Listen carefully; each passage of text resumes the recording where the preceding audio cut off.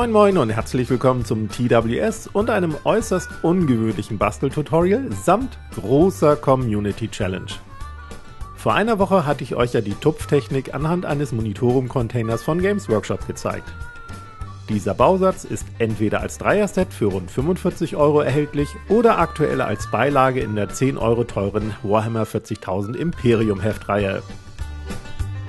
Und wie es der Zufall vor einer Woche wollte, hatte sich Tom Jungmann ebenfalls so einen Monitorum-Gussrahmen geschnappt.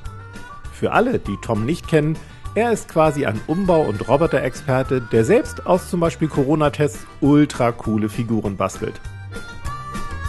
Wie gesagt, Tom hatte parallel zu meinem Tutorial und nur aus einem Monitorum-Gussrahmen und etwas Heftpapier diesen Battlemech gebaut und mich damit total angefixt.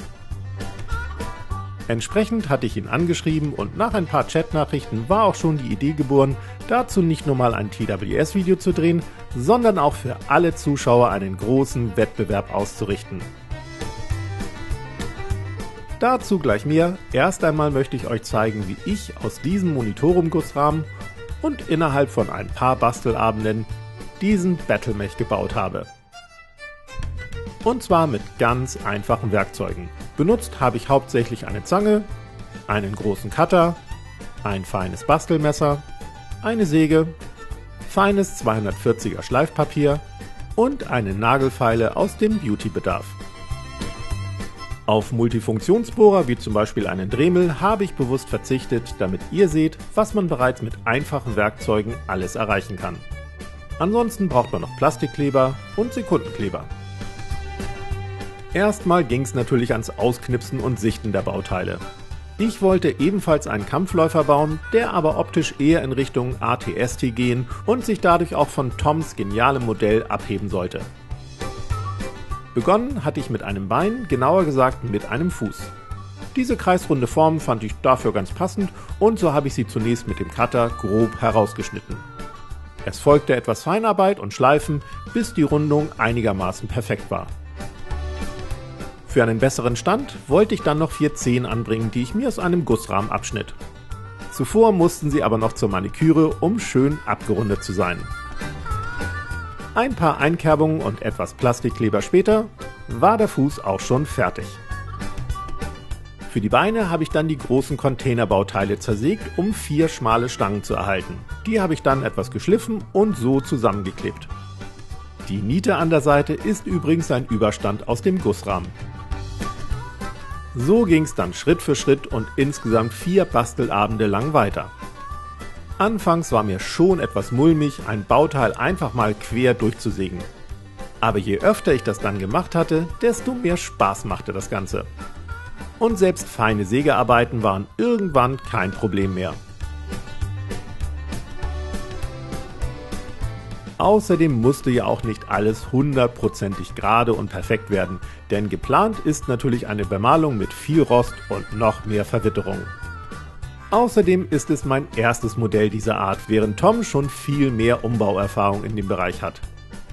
Ich find's total irre, was er aus den Bauteilen rausgeholt hat und wie krass detailreich sein Modell geworden ist.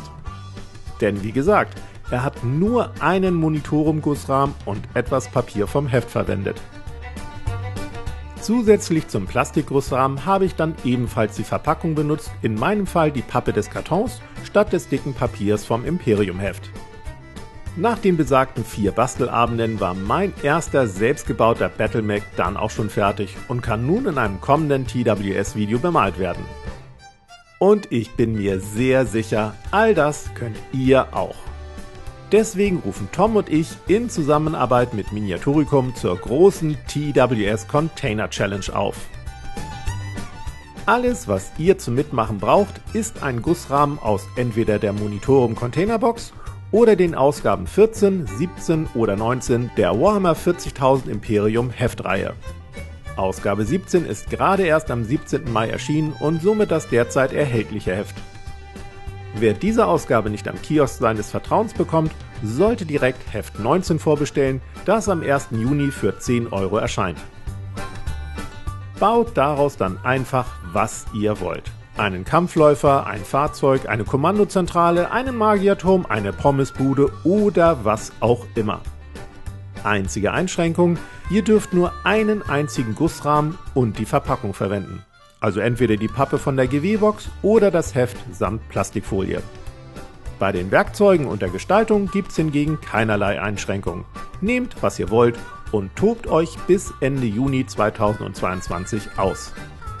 Sprich, schickt bis zum 30. Juni 2022 ein paar Fotos von eurem bemalten oder unbemalten Modell an die TWS-E-Mail-Adresse. Lichtet euer Modell am besten von allen Seiten ab und packt gerne auch noch ein paar Making-of-Fotos mit in die Mail. Im Juli präsentiere ich dann alle Einsendungen ausführlich in einem extra TWS-Video und jeder Zuschauer kann dann seinen Favoriten wählen.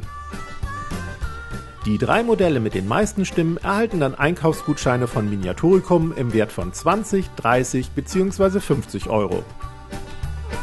Außerdem verlose ich unter allen Einsendungen das Buch Tabletop Gelände aus Hartschaum Gebäude und ein großes Kisten-, Säcke- und Fässer-Set aus meiner Modular Dungeon Serie. Mitmachen lohnt sich also in jedem Fall, mal ganz abgesehen vom Basteln und Community-Spaß an sich. Alle Details zum Mitmachen findet ihr auch nochmal in der Videobeschreibung. Tom und ich machen übrigens außer Konkurrenz mit, um euch zusätzlich zu inspirieren. Tom bastelt nämlich gerade ein Fahrzeug, was ihr über seine Facebook-Seite und seinen Instagram-Account natürlich mitverfolgen könnt. Von mir kommt im Juni dann noch ein TWS-Bemal-Tutorial zu meinem Kampfläufer. Fotos gibt's dann natürlich auch auf der TWS Facebook-Seite. Miniaturicum, Tom und ich wünschen euch viel Spaß beim Mitmachen und wir sind schon sehr gespannt auf eure Ideen und Modelle. Aber erstmal sehen wir uns nächsten Freitag. Bis dann!